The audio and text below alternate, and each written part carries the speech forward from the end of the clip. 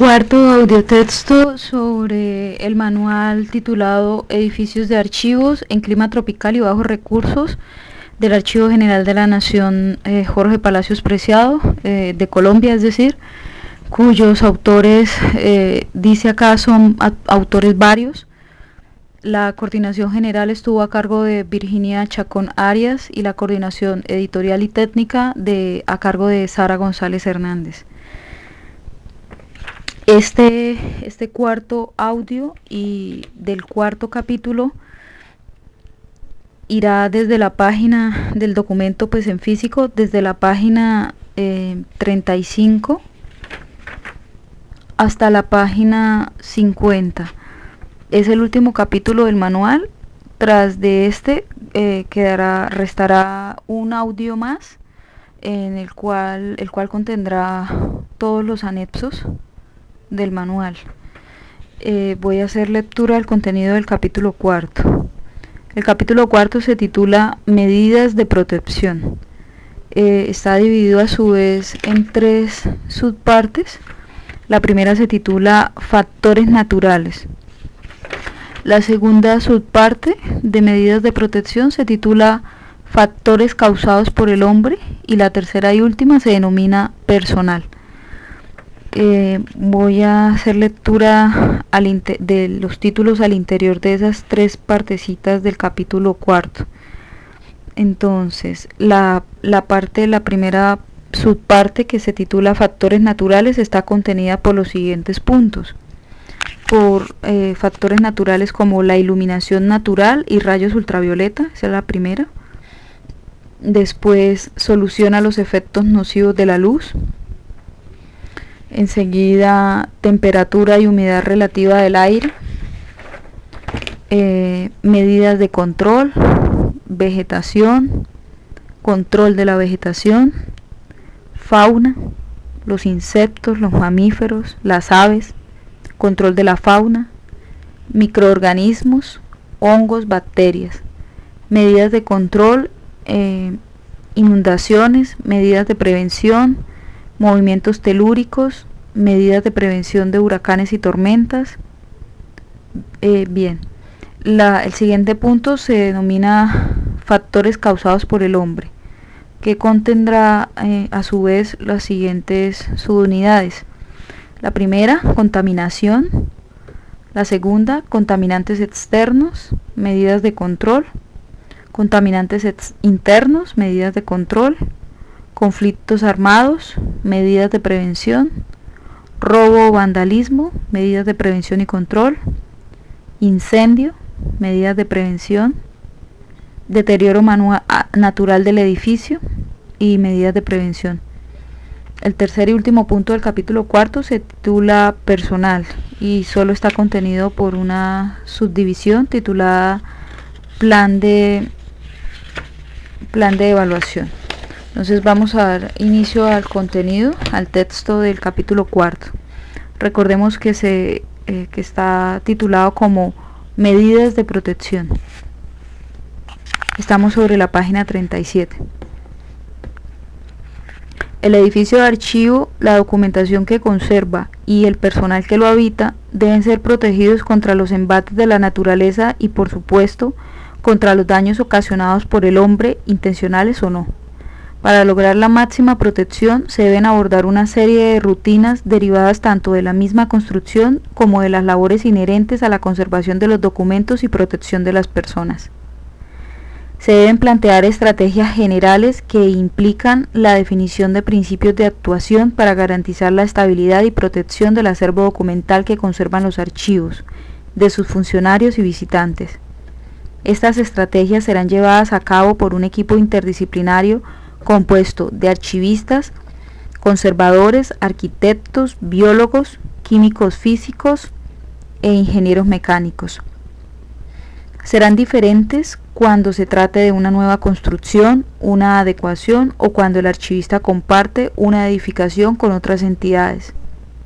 En todos los casos se debe prever una copia de seguridad de la documentación que debe reposar en un lugar diferente al archivo mismo.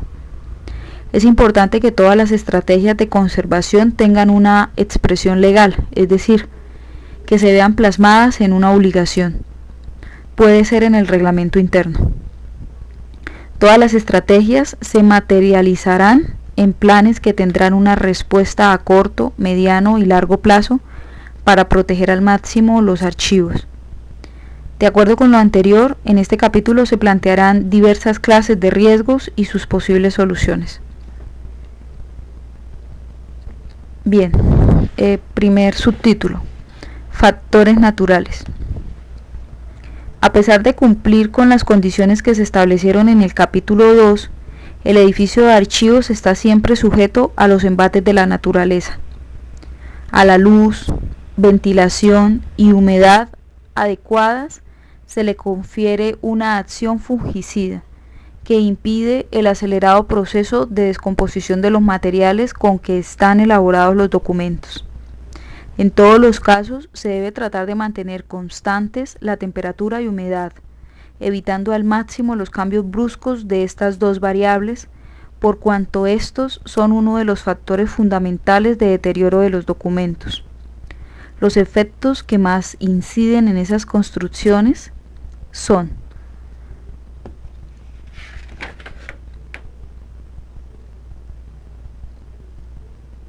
bien, los efectos. Entonces, primer efecto, iluminación natural y rayos ultravioletas.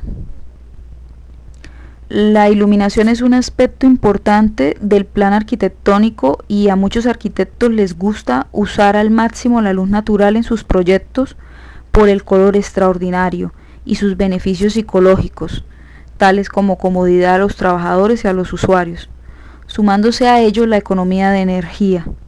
Sin embargo, la iluminación natural debe ser utilizada con cuidado, pues en los trópicos, donde la intensidad de las radiaciones luminosas es mayor, los peligros también son mayores.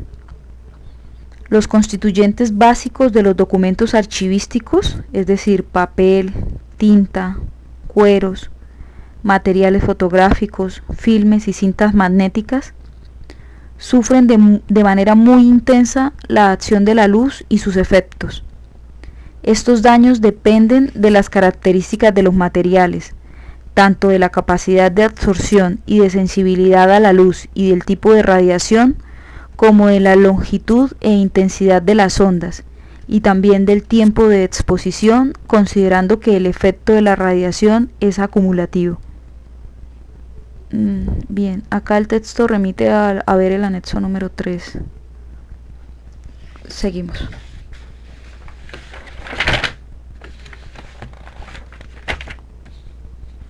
Solución a los efectos nocivos de la luz. 2 puntos. Primero. Soluciones. Primero. Revestir los vidrios y bombillos de las lámparas fluorescentes con películas bloqueadoras o reductoras de los rayos ultravioletas. El límite patrón de los rayos ultravioletas para fines de preservación es de 75 1/4 WL. W sobre L. No sé leer esa fórmula. Cualquier fuente de luz con emisiones superiores tiene que ser filtrada. Segunda solución para los efectos nocivos de la luz. Instalar cortinas, persianas y otros sistemas para impedir la acción directa de la luz. Tercero, colocar los estantes perpendiculares a las ventanas, de forma tal que se evite la incidencia directa de los rayos sobre los materiales. Cuarto, instalar un sistema de iluminación sectorizada y controlada, que apague la fuente de luz artificial después de un periodo predeterminado, para reducir el tiempo de exposición de los documentos a las radiaciones.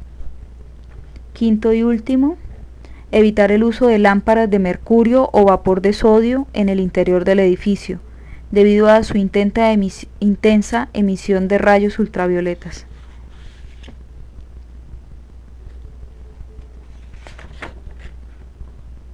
Siguiente efecto que incide en las edificaciones, en las construcciones. después de iluminación natural y rayos ultravioletas, en la página 38, lo siguiente: temperatura y humedad relativa del aire. La temperatura y la humedad relativa son parámetros interrelacionados. La humedad relativa del aire está definida como la cantidad máxima, es decir, absoluta, de vapor de agua que en un determinado volumen de aire es capaz de contener una temperatura determinada. Lo anterior significa que cuanto más alta sea la temperatura, mayor será la cantidad de vapor de agua que el ambiente puede retener.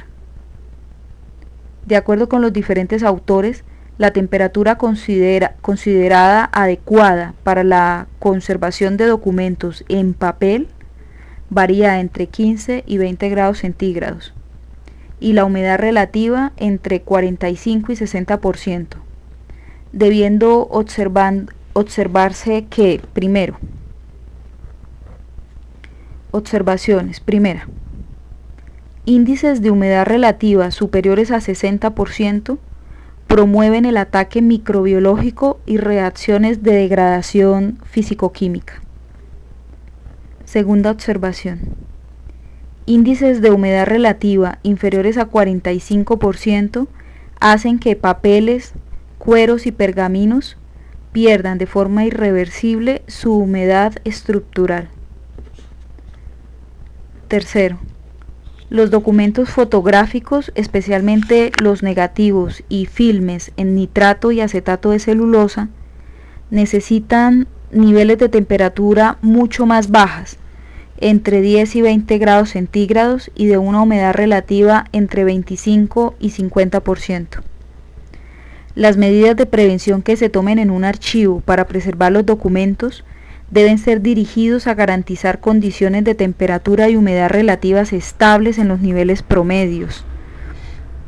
De esta forma, aun si las colecciones no están resguardadas en las condiciones consideradas ideales, por lo menos no estarán sometidas a las variaciones súbitas de temperatura y humedad, que son una de las principales amenazas a la preservación de materiales.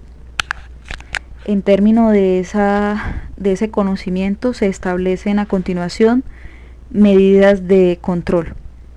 Como medidas de control se recomienda lo siguiente. Primero, realizar un estudio previo del comportamiento climático en la zona y mantener un monitoreo permanente sobre las variaciones. Segundo, se recomienda revisar continuamente el edificio para detectar la existencia de bolsas de aire estancadas que favorecen la proliferación de insectos y microorganismos. Tercera medida de control, se recomienda instalar un sistema de aireación y climatización permanente en todo el edificio, que sea preferiblemente natural, es decir, mediante ductos. Como cuarta medida de control, se recomienda instalar sistemas de aireación y climatización independientes, es decir, para cada área del edificio. Quinta recomendación, cuando no haya posibilidad de mantener un sistema de climatización prendido sin interrupciones, es recomendable que se haga uso combinado de ventiladores y deshumidificadores de aire. Sexto, construir cámaras de aireación que ayuden a reducir el proceso de aclimatación de los documentos, evitando la condensación y el impacto térmico. Séptima recomendación, las áreas de almacenamiento de documentos deben ser construidas en los lados del edificio que reciben menos sol.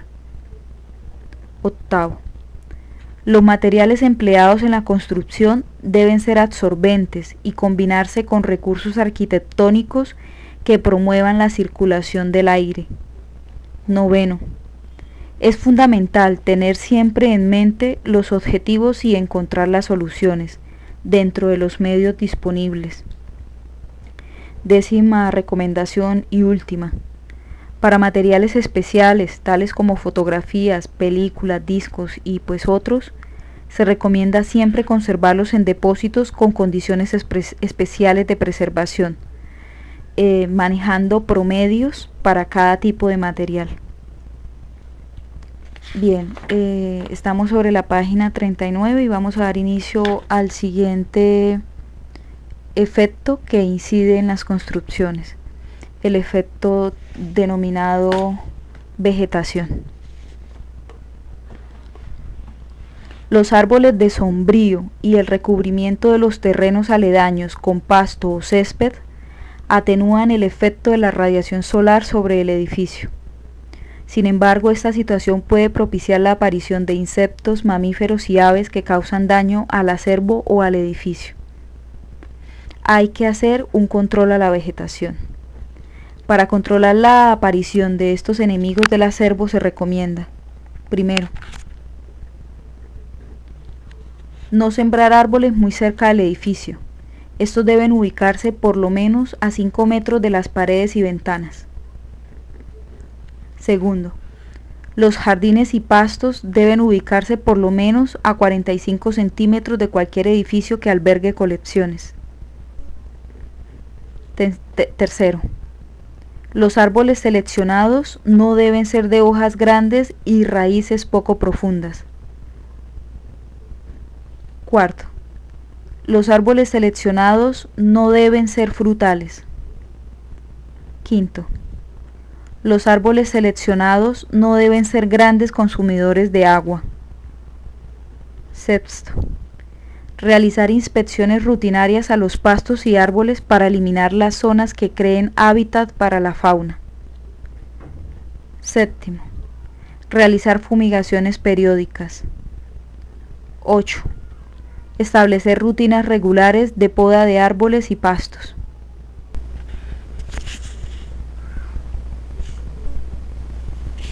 Siguiente elemento que incide en las construcciones: la fauna.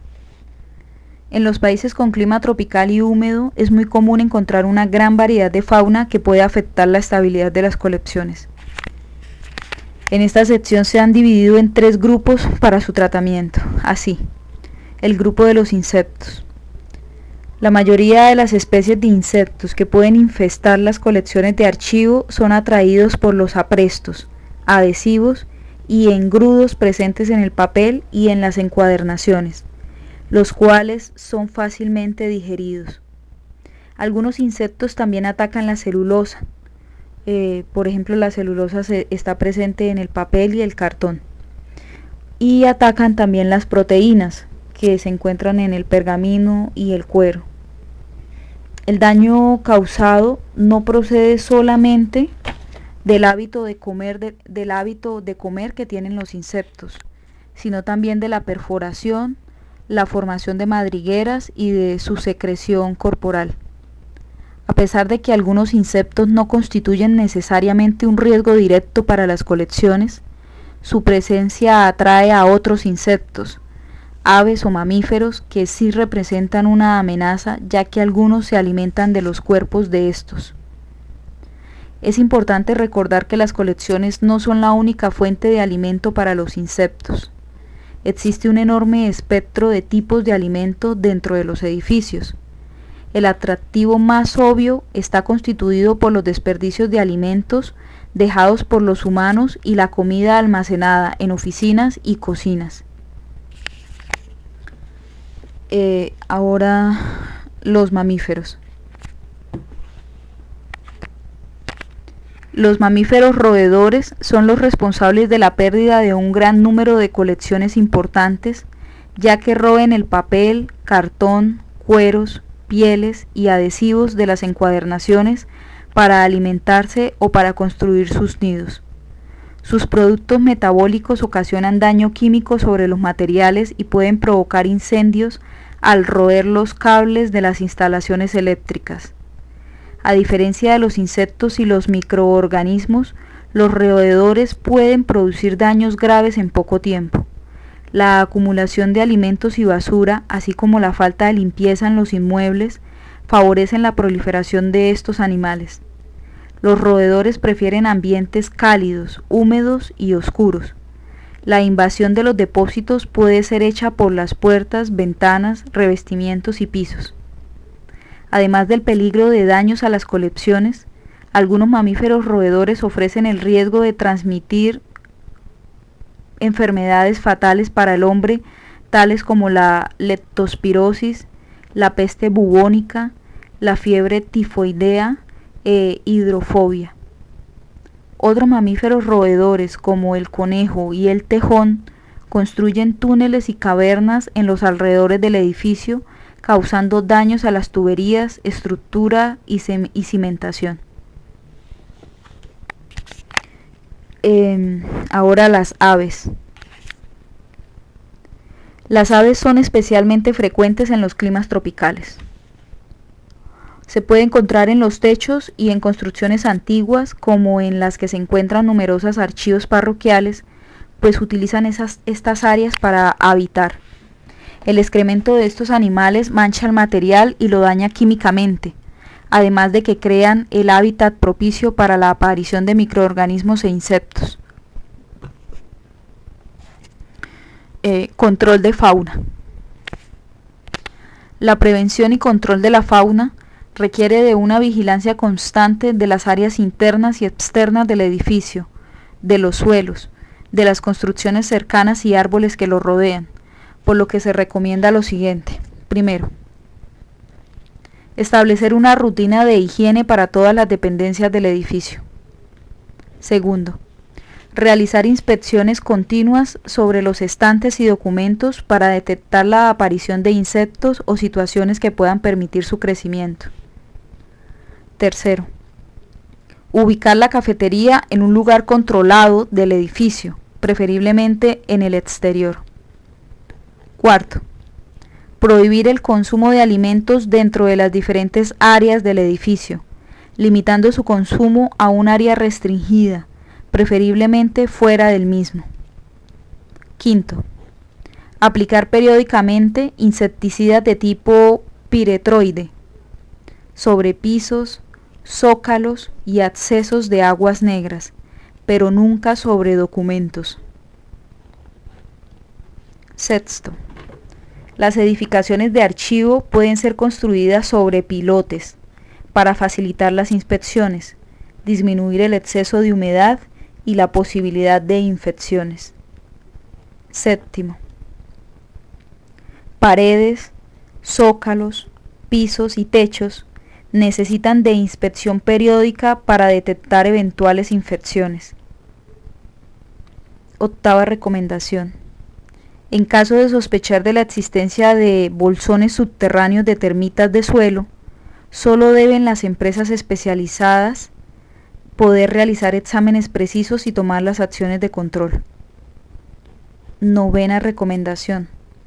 Además de la vigilancia, el combate debe ser realizado a través de métodos que usan atmósferas anoxias.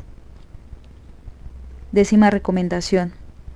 Ventanas, puertas y respiraderos deben mantenerse cerrados en la medida de lo posible, o cubiertos con telas o mallas para impedir el ingreso de animales. Punto 11. Los edificios requieren también un buen mantenimiento, ya que las grietas o hendiduras en la estructura constituyen otro punto de entrada. 12. Una vez detectada una infestación por roedores, se pueden colocar diferentes tipos de trampas. Sin embargo, es preferible recurrir a una empresa especializada en el control de dicha plaga. Punto 13. En el caso de edificios con patios interiores, se recomienda colocar mallas especiales para impedir la entrada de aves y otros animales.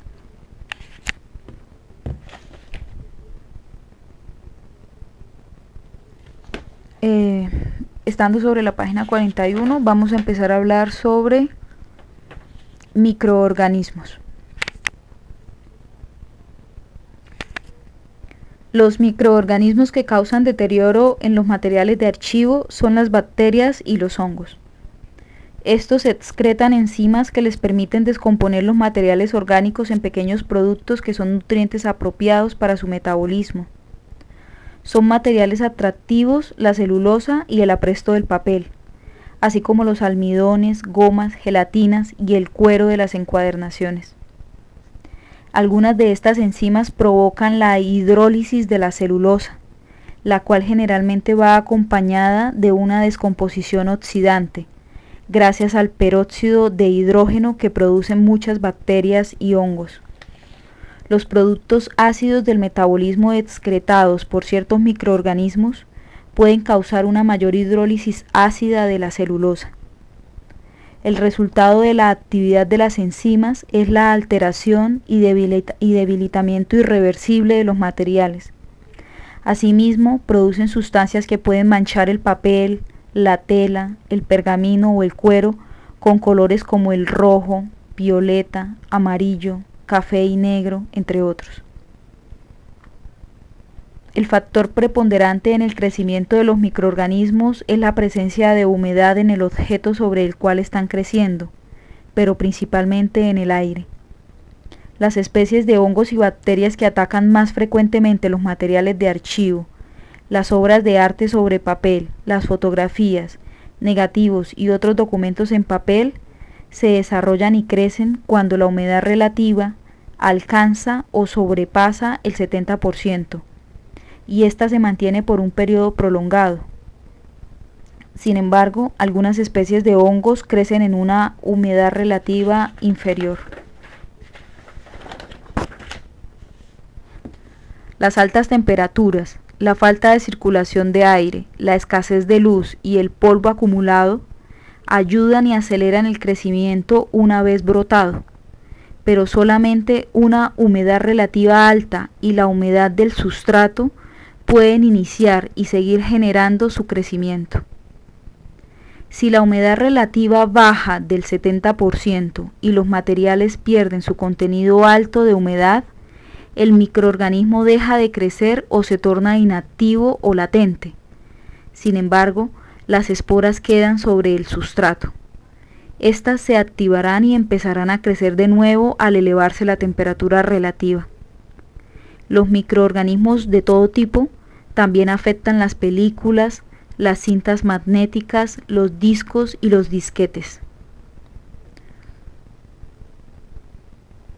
Bien, ahora se va a hablar dentro de la línea de los microorganismos, se va a empezar a hablar de los hongos. En la forma de esporas, los hongos no provocan daños, permaneciendo inertes.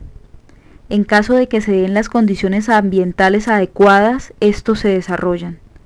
Las condiciones ideales para el crecimiento de los hongos son temperaturas que oscilan entre 22 a 30 grados centígrados y humedad relativa superior a 40%. Dependiendo de la especie, el ataque a los materiales de los archivos es identificado por manchas que se amplían y toman diversos colores. Pueden formar moho y sus esporas en grandes cantidades dan la impresión de polvo o tizne. Bacterias. Las condiciones ideales para el desarrollo de esos microorganismos están en temperaturas de entre 20 a 37 grados centígrados y humedad relativa superior a 70 grados centígrados. La humedad es indispensable tanto para el desarrollo de las bacterias como de los hongos. Los ambientes que poseen humedad elevada favorecen su crecimiento y multiplicación. Las manchas causadas por las bacterias se diferencian de los hongos por su aspecto más compacto, al principio de diferentes colores, que al final, por la descomposición del material, se tornan castaño oscuro. Medidas de control. Se recomiendan las siguientes. Primera, ventilación y aireación intensas, bien sea generada por corrientes de aire natural o mediante el empleo de ventiladores mecánicos. Segundo, en los lugares bajos y oscuros se debe aumentar la temperatura para crear movimiento de aire. Tercero, cuando se detecte una infección amplia, se debe recurrir a personal especializado. Ahora, estando sobre la página 42, vamos a empezar a tratar lo denominado por los autores como inundaciones. Recordemos que estamos hablando de los elementos que inciden en las construcciones. Las inundaciones se dividen normalmente, según el origen, en inundaciones fluviales, definidas como un desbordamiento de un río sobre una planicie, las inundaciones causadas por el mar, que son definidas como un desbordamiento de agua sobre tierras costeras en las márgenes de océanos o pantanos, e inundaciones relámpago, que son inundaciones locales de gran volumen y corta duración. A estas se suman las inundaciones causadas por temporales y accidentes ocasionados por roturas de tuberías. Igualmente, una inundación puede ser originada por el agua utilizada para apagar un incendio. El daño ocasionado por el agua proveniente de una inundación es especialmente drástico si los documentos están almacenados en sótanos o en otras áreas donde el agua se acumule alcanzando niveles altos y sea difícil de eliminar. Las inundaciones originan un deterioro de gran magnitud, especialmente porque los documentos no pueden ser secados rápidamente, y sobre todo cuando la atmósfera es cálida. En los climas tropicales, el crecimiento de hongos en las áreas afectadas por las inundaciones aparece aproximadamente en 48 horas. Según los tipos de papel y de tinta utilizados, puede ocurrir hasta volverse ilegibles.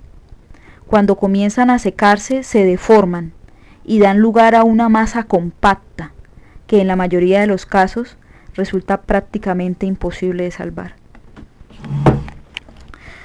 Medidas de prevención. Primera. Ubicar los edificios en terrenos más elevados. Segunda.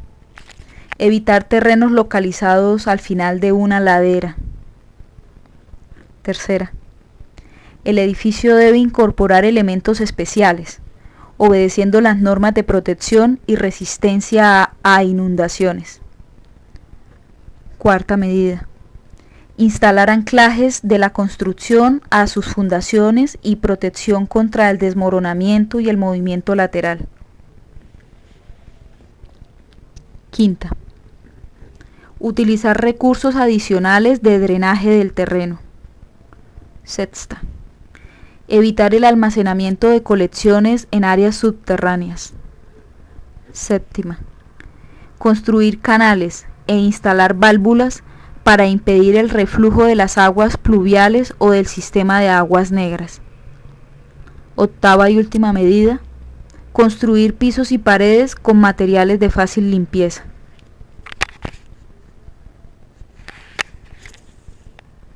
Estando sobre la página 43, vamos a dar inicio al siguiente elemento: movimientos telúricos. Los terremotos, movimientos de la Tierra en tres ejes perpendiculares de manera simultánea, provocan frecuentemente la destrucción total tanto de las edificaciones como de lo que ellas contienen. Los daños que pueden producir este fenómeno natural son de tipo mecánico. Durante los terremotos, las estructuras entran en colapso debido a 4 causas principales: el estremecimiento, la ruptura y abertura de las grietas en el suelo y paredes, los desniveles creados entre las áreas afectadas por las grietas y la licuefacción, es decir, cuando los suelos se transforman en un estado semilicuefacto. El retorcimiento de la estructura acarrea daños en las instalaciones, pudiendo ocurrir cortocircuitos y rupturas en las tuberías hidráulicas de aguas limpias y residuales. Un temblor de magnitud 4 o 5 en la escala de Richter no suele causar daños importantes, pero a partir de 5.1 el edificio y sus ocupantes pasan a correr riesgos. Un terremoto de una magnitud de 7 en la misma escala, puede llegar a destruir edificios, puentes, líneas férreas, abrir grandes grietas en el suelo y provocar serios deslizamientos de tierra. Fatalmente estarán asociados con estos episodios la generación de incendios e inundaciones. Medidas de prevención. En lugares propensos a estos desastres, los edificios de archivos deben poseer características antisísmicas y el mobiliario utilizado ha de ser el adecuado para minimizar o reducir al máximo las posibilidades de deterioro de los documentos que atesoren. Los sistemas de protección contra terremotos de los edificios incluyen recursos para inclinaciones laterales, con columnas de anclaje para soportar las cargas laterales y de alzamiento y de amarras en los tirajes sobre las unidades, para inclinar y estabilizar la instalación. Los estantes, elementos más susceptibles a caer o inclinarse por causa de los movimientos de la tierra, deben empotrarse a las paredes para evitar golpes continuos, caídas o inclinaciones no deseadas.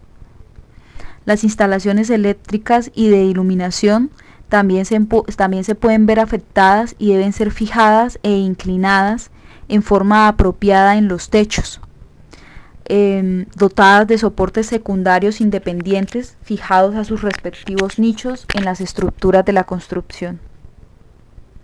Las tuberías hidráulicas y sanitarias igualmente pueden quebrarse a causa de los desplazamientos y ocasionar inundaciones. Por eso nunca se tenderán dentro de los depósitos. Página 44, siguiente y último factor que incide en las construcciones. Huracanes y tormentas. Los huracanes se forman a partir de simples remolinos en los mares tropicales, que una vez formados van creciendo y llegan a cubrir áreas hasta de 1000 kilómetros de diámetro, girando a grandes velocidades. Las tempestades se mueven generalmente con velocidades de entre 40 y 64 kilómetros por hora, pero pueden permanecer estacionales, cambiar de dirección y desviarse con velocidades que llegan hasta los 96.5 kilómetros por hora. Wow. Los vientos tienen velocidades que superan los 320 kilómetros por hora. Los relámpagos virtualmente continuos y las lluvias fuertes, pero de corta duración, la precipitación de granizo está siempre asociada a la tempestad.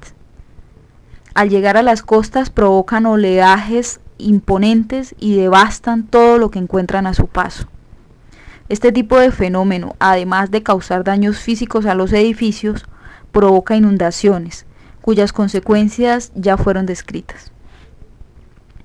Medidas de prevención respecto de huracanes y tormentas. La protección de los edificios de los efectos de los temporales y huracanes incluye, primero, construcción de edificios con materiales dotados de fuerza suficiente para resistir la tensión ocasionada por los fuertes vientos. Segundo, instalación de equipos de climatización en el suelo, sobre el piso y no en el techo. Tercero, los techos deben utilizar materiales resistentes a las tensiones ocasionadas por los vientos. Es recomendable no utilizar vigas de madera. Cuarto, limitar el número y tamaño de las ventanas. Quinto, los techos deben contar con buenos planos de drenaje e inclinación. Sexto, instalar sistemas de protección contra relámpagos. Séptimo, instalar sistemas de detección y extinción de incendios. Octavo y último, conexiones eléctricas, sanitarias e hidráulicas apropiadas.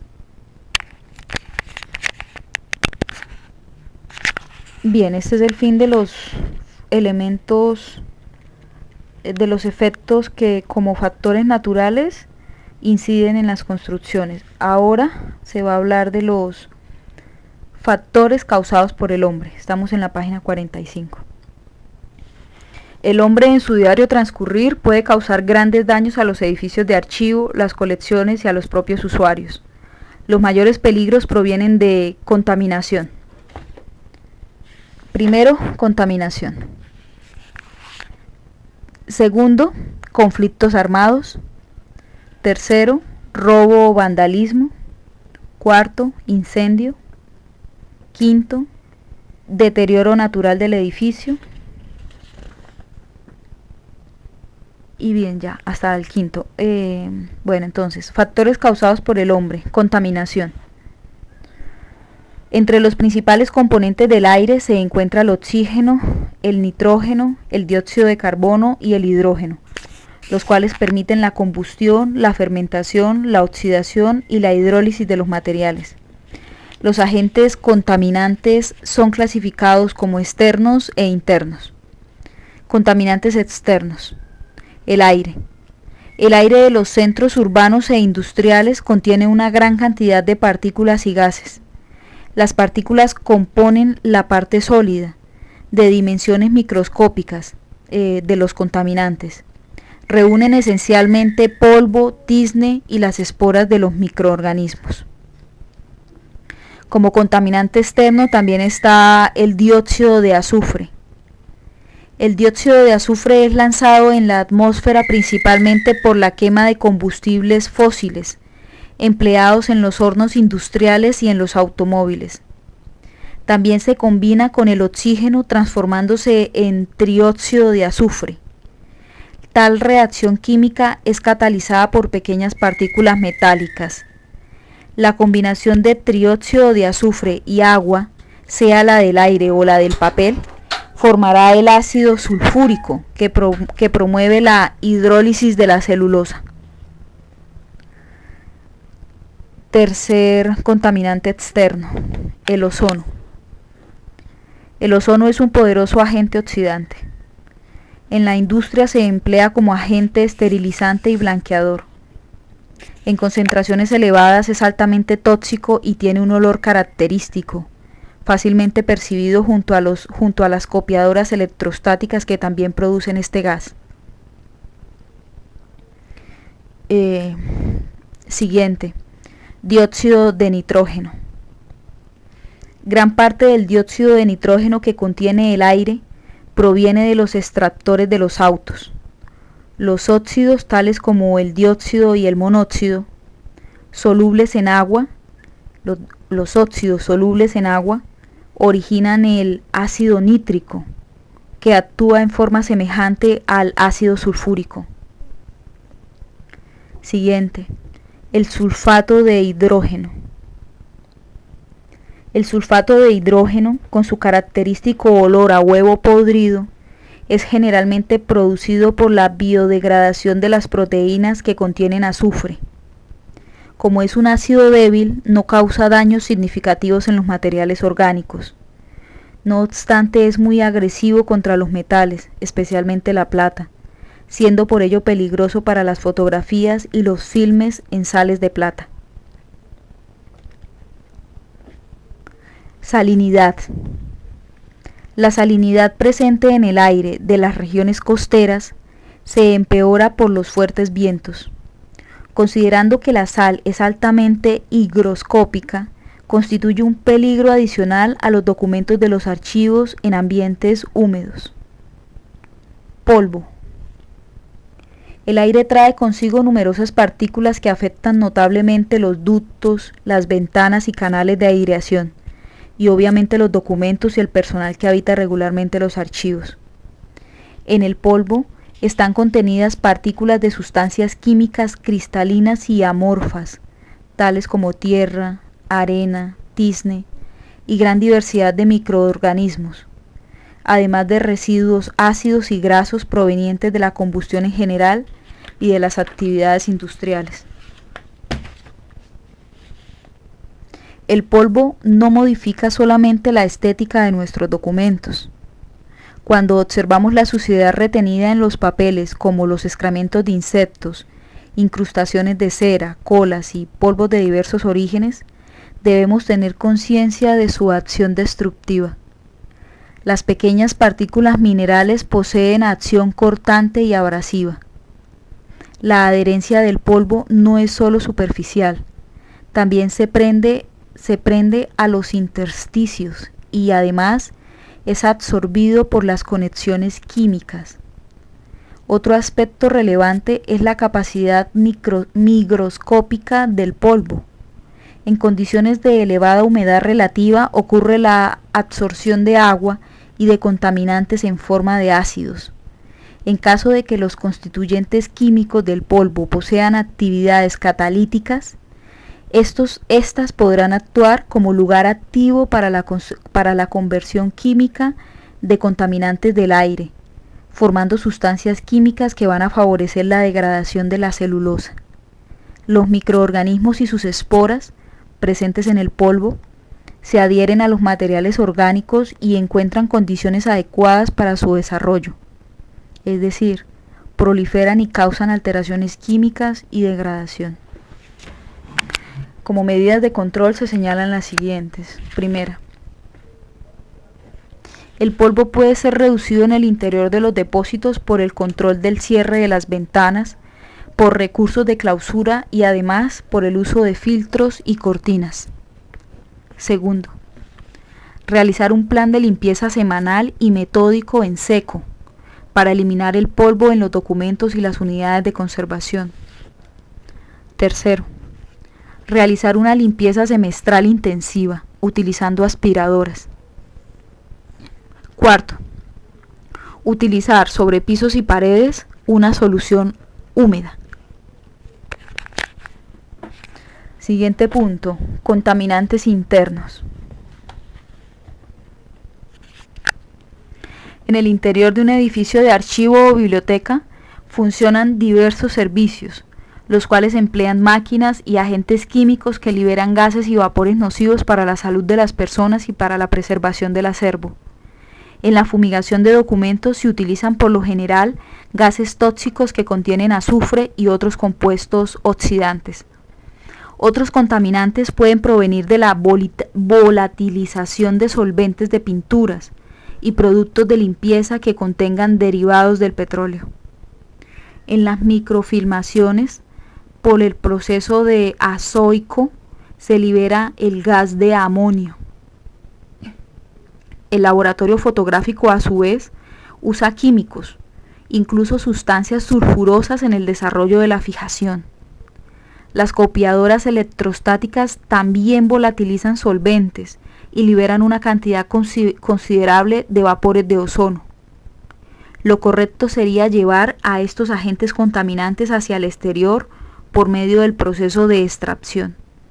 El mismo procedimiento debe ser realizado en relación con los ambientes en los que se fuma. Sin embargo, con frecuencia observamos la liberación de estos residuos químicos, problema que se agrava cuando el edificio cuenta con aire acondicionado central que reutiliza el aire contaminado.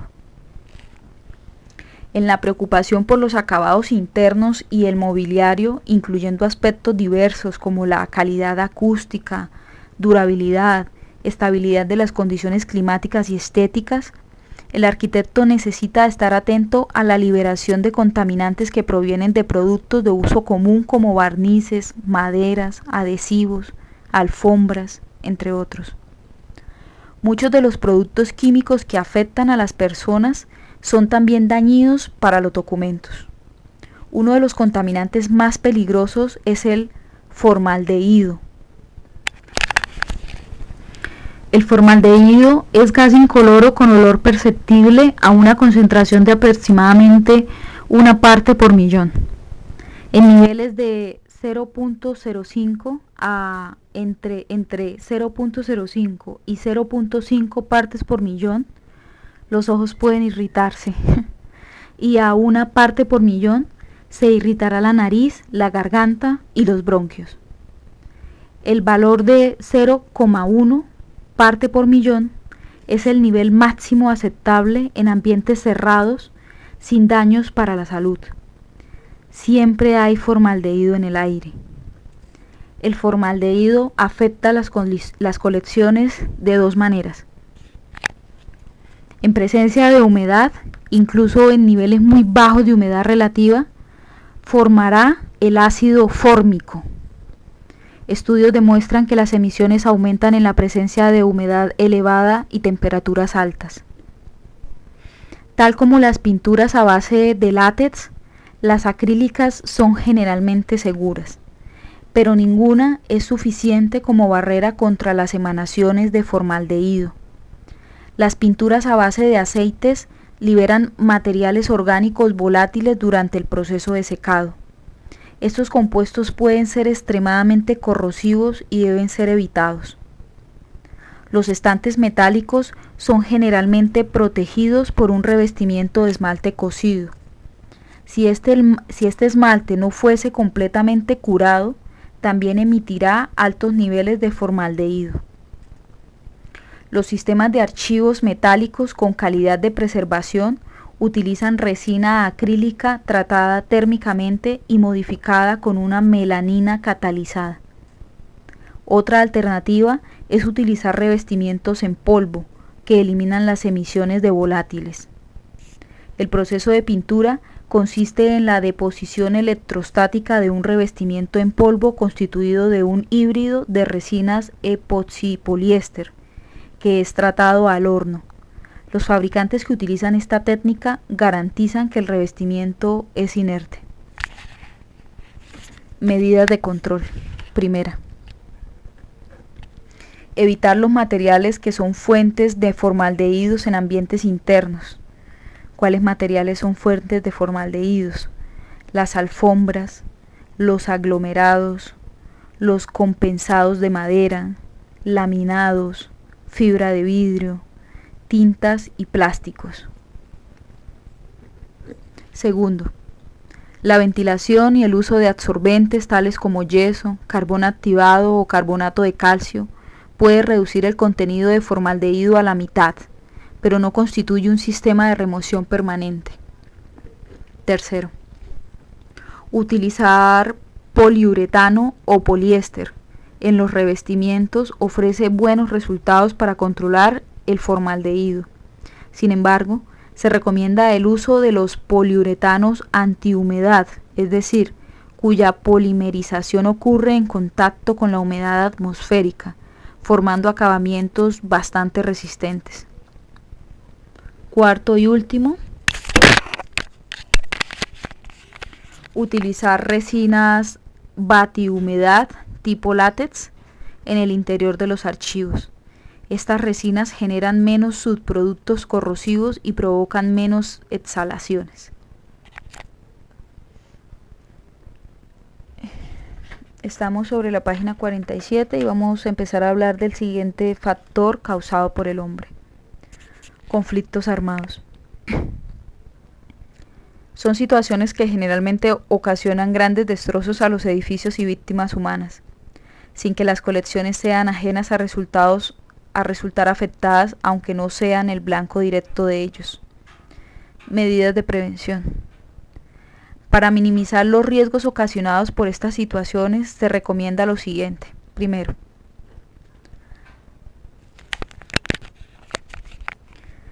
los edificios de archivos han de estar localizados en zonas alejadas de batallones militares o áreas que puedan eventualmente considerarse blancos de guerra. Segundo, la construcción de los edificios debe contemplar protección estructural extra, al menos para las áreas y techos que sirven como depósitos documentales. Tercero, si se tienen depósitos ubicados en pisos superiores, los documentos deben trasladarse a los inferiores. Cuarto, cuando se inicie el conflicto, debe procederse inmediatamente con el reforzamiento de la seguridad exterior del edificio mediante la colocación de barras de acero o hierro en las ventanas, sacos de arena, etc. Quinto, incrementar la capacidad propia de prevenir y combatir incendios o conflagraciones originadas por las acciones de guerra. Sexto, equipar al edificio de plantas de generación eléctrica y tanques de agua adicionales. Séptimo, Proteger las ventanas y claraboyas mediante la colocación de telas o mallas.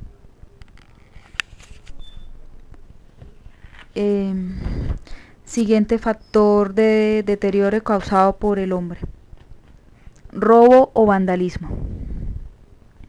Estas acciones son difíciles de prever y su ocurrencia será frecuente e inherente con la naturaleza humana, y están encaminadas a la desaparición total o parcial del acervo. Medidas de prevención y control. Primero, dotar las instalaciones del edificio, accesos, depósitos y talleres con vigilancia permanente, bien sea con personal especializado o mediante sistemas electrónicos. Segundo,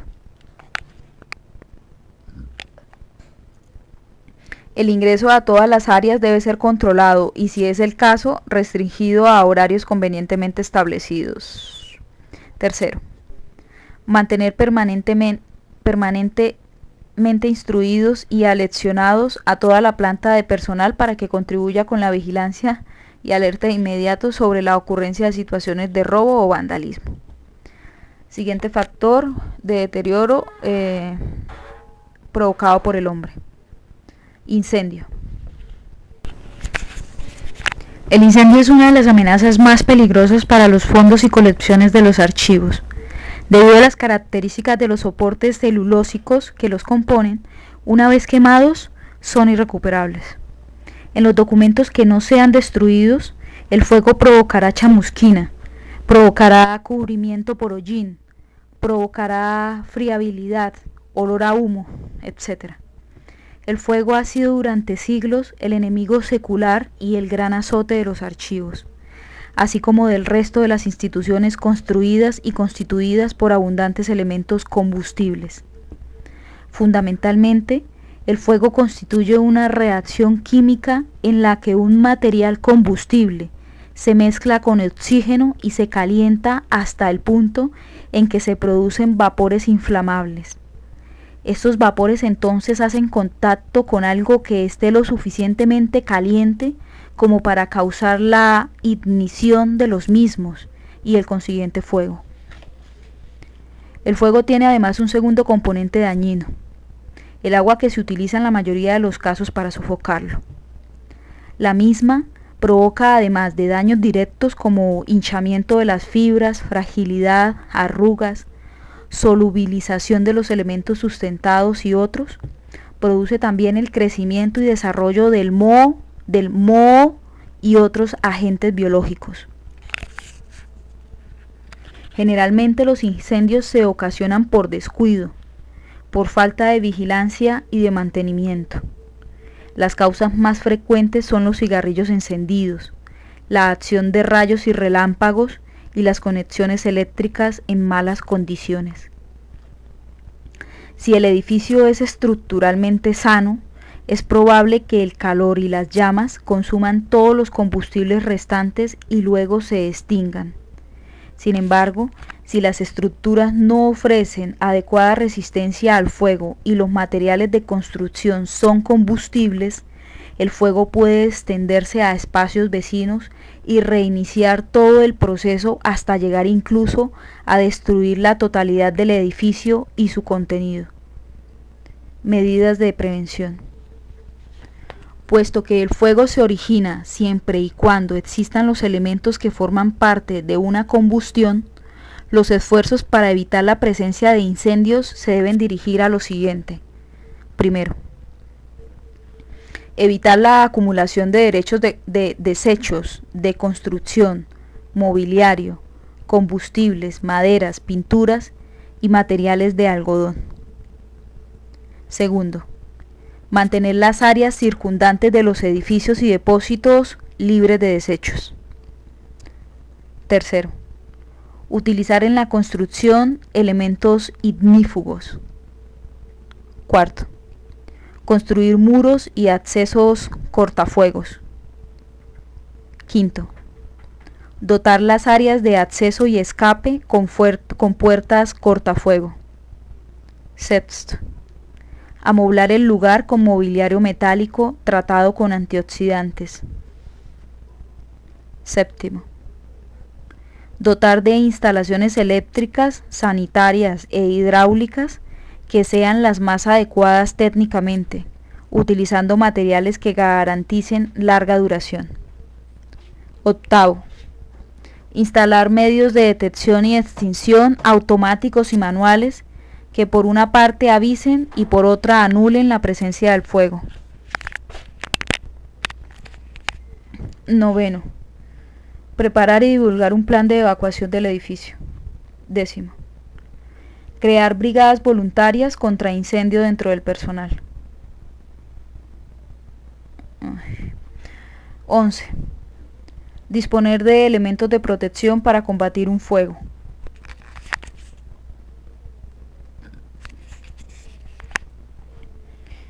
Bien.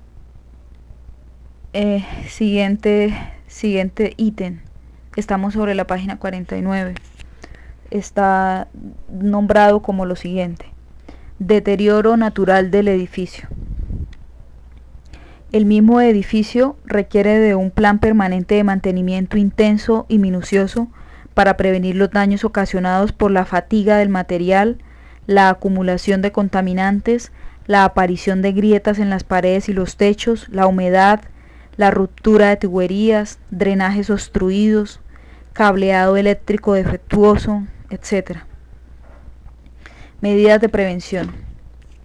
El plan de mantenimiento que se establezca debe contemplar, entre otras cosas, lo siguiente. Primero, realizar inspecciones periódicas del edificio y los materiales de construcción. Segundo, deben ser diariamente para reparaciones y mantenimiento. Tercero, semanalmente de los instrumentos de medición de las condiciones ambientales y de las redes eléctricas.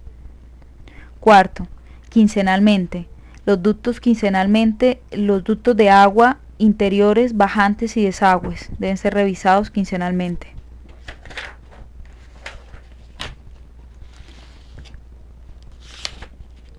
Quinto, mensualmente debe hacerse inspección de limpieza e higiene para detectar suciedad, polución y presencia de microorganismos. Sexto, trimestralmente se debe hacer mantenimiento a los sistemas de detección y extinción de incendios. Séptimo, anualmente se debe hacer mantenimiento a las estructuras, a los cerramientos, a la cimentación, al aislamiento e impermeabilización. Octavo, se debe realizar lecturas periódicas de los niveles de humedad y temperatura. Noveno, se debe programar el encendido regular de las luces de los depósitos para evitar periodos prolongados de oscuridad. Décimo, se debe programar campañas de fumigación y desratización periódicas. 11. Se debe revisar constantemente las instalaciones eléctricas, sanitarias e hidráulicas, ventanas, puertas, paredes y desagües, efectuando los reemplazos de material que se requieran. 12. Se debe efectuar los programas de limpieza de los ductos de aire y ventilación en forma rutinaria. 13. Se debe realizar frecuentemente la limpieza exhaustiva de pisos, paredes, ventanas y puertas. Con ayuda de una aspiradora de gran potencia, eliminar las acumulaciones de polvo. Bien, estamos sobre la página 50, vamos a dar inicio de la última parte del capítulo cuarto sobre medidas de protección. El capítulo cuarto se titula Medidas de protección. Después de haber leído los factores biológicos de riesgo y los factores causados por el hombre, vamos a la última parte que se denomina personal. Estamos en la página 50. Tanto el personal como las mismas colecciones deben ser objeto de particular atención cuando se trata de elaborar un plan de evacuación ante eventualidades causadas por los factores mencionados. Al respecto, un plan de evacuación será el siguiente. Dice, plan de evacuación. A continuación, se hace una propuesta para la elaboración del plan de evacuación con que debe contar todo edificio de archivos, así. Primero, análisis de riesgos. Establecer con las autoridades del lugar todo tipo de riesgo que pueda afectar las instalaciones del archivo y el normal desarrollo de las actividades del archivo. Segundo, nombrar el grupo de apoyo interno, compuesto por personas que por cada área sean las responsables de identificar las condiciones de riesgo que puedan generar emergencias, ya sean actuales o futuras. Tercero, diseñar las rutas de evacuación de acuerdo con el riesgo o desastre. Cuarto, nombrar las personas de cada área responsables de dirigir la evacuación en cada caso. Quinto, establecer sitios de encuentro una vez realizada la evacuación. Sexto, nombrar brigadas de emergencia y primeros auxilios. Séptimo, nombrar brigadas de apoyo logístico. Octavo, nombrar el grupo de personas responsables de la comunicación interna y externa. Noveno, realizar simulacros de evacuación y prácticas de atención de desastres. Décimo, diseñar la señalización de todas las puertas, escaleras, ventanas, salidas de emergencia y rutas de escape en el edificio. Y 11 y último, priorizar los fondos que deben ser evacuados en orden de importancia y tener previsto un lugar para su ubicación. Estamos sobre la página 50 y es el final del capítulo 4, así como también es el final del manual en cuanto a lo que a capítulos se refiere. El siguiente audio, que será el último, contendrá la información titulada bajo el nombre Anexos. Gracias.